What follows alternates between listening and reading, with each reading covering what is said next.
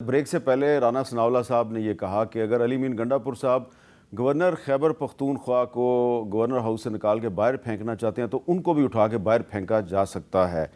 تو رانا صاحب پھر کوئی مذاکرات کا کوئی طریقہ کار کوئی ہے یا ختم ہو گیا؟ دیکھیں طریقہ کار تو دیکھیں جمہوریت تو شروع ہی یہاں سے ہوتی ہے، ڈائلاگ سے، مذاکرات سے.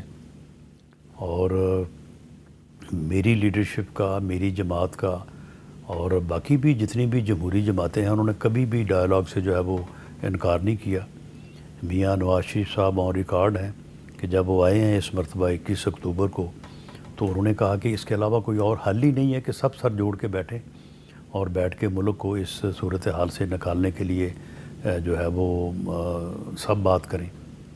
لیکن دوسری طرف سے کوئی رسپانس نہیں ہے، بلکہ دوسری طرف سے اب جب کہ تقریباً پچھلے ایک ماہ میں یہ بات میں نے متعدد بار کی ہے اور ہماری طرف سے لوگوں نے کی ہے تو اس کا جواب بڑا سخت آیا کہ جی میں تو سواری پیدا نہیں ہوتا. اچھا رانا صاحب، میں تو ان سے بات نہیں کروں گا. میں آپ کو بتاتا ہوں کہ محمود خان اچکزئی صاحب نے اسد کیسر صاحب اور عمر ایوب صاحب کی موجودگی میں مجھے اور کچھ اور صحافیوں کو یہ کہا ہے کہ ہم پاکستان میں آئین کی بالادستی کے لیے نواز شریف اور آصف زرداری سمیت سب سے بات کرنا چاہتے ہیں، اور اس پہ اسد کیسر صاحب اور عمر ایوب صاحب نے کوئی آبجیکشن نہیں کی.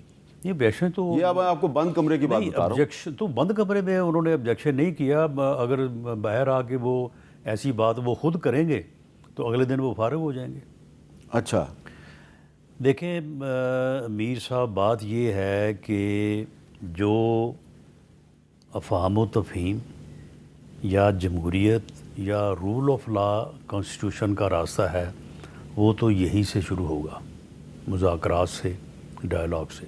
ٹھیک ہے. جو پھر تصادم ہے اس میں تو پھر تصادم جب ہوتا ہے تو پھر اس میں آپ پہلے سے کیا اندازہ کر سکتے ہیں کہ اس میں کون کامیاب ہوگا اور کون جو ہے وہ ناکام ہوگا. اچھا، آج کل سابق صدر عارف الوی صاحب بھی بڑی اہم باتیں کریں، ذرا سنیں انہوں نے آج کیا کہا ہے. سقراط لوگوں نے کہا کہ تم ہمارے نوجوانوں کو گمراہ کر رہے ہو اور اس کو سزا دی، جیسے خان صاحب کو ڈیلز کی آفر دی کہ تم یا تو شہر چھوڑو یا زہر پی لو. تو عمران خان کو بھی یہ آفر دی گئی کہ یا تم شہر چھوڑو، تو عمران خان نے کہا کہ میں مر جاؤں گا، پاکستان نہیں چھوڑوں گا. وہ مرنے کے لیے تیار ہے. جو عمران خان کو سزا دینے کی نیت کرتے ہیں اور سزا دینے کی کوشش کی ہے اور جھوٹی سزائیں دی ہیں، ان کا نام بھی خاک میں مل جائے گا.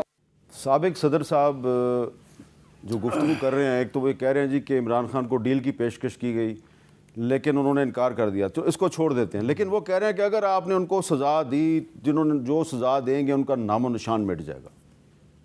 چلیں جی، پھر جب نام و نشان مٹنے پہ ہی بات آ گئی ہے تو پھر کسی نہ کسی کا تو نام و نشان مٹنا ہے نا. تو پھر یہ وقت بتائے گا کہ نام و نشان جو ہے وہ کس کا مٹتا ہے اور کس کا باقی رہتا ہے.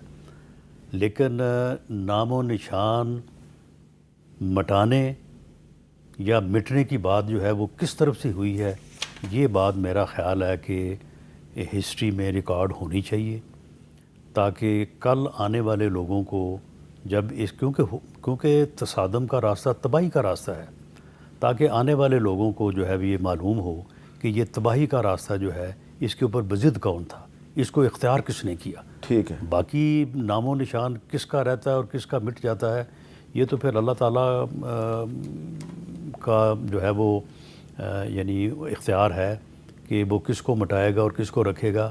لیکن بانی پی ٹی آئی جو ہے اس کا ویسے ایم یہی ہے، وہ چاہتا تو ہے دوسروں کا نام مٹانا چاہتا ہے، اور اس نے جب وہ 3.5 سال حکومت میں رہا ہے اس نے ہمارا نام مٹانے کی بھرپور کوشش کی ہے. ٹھیک ہے. لیکن اس میں وہ کامیاب نہیں ہوا.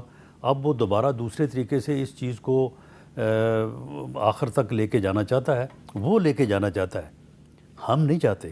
لیکن اگر وہ لے کے جائے گا تو پھر انشاءاللہ تعالی ہم جو ہے وہ آگے سے مقابلہ. اچھا، میں آخر میں صرف ایک گزارش کرنا چاہتا ہوں کہ آج کل سوشل میڈیا پہ میرے حوالے سے یا رانا صاحب کے حوالے سے نا کوئی ایسی ڈس انفارمیشن اور فیک نیوز پھیلائی جاتی ہے، کبھی رانا صاحب کی طرف سے کبھی میری طرف سے، ان کی میرے خلاف، میری ان کے خلاف.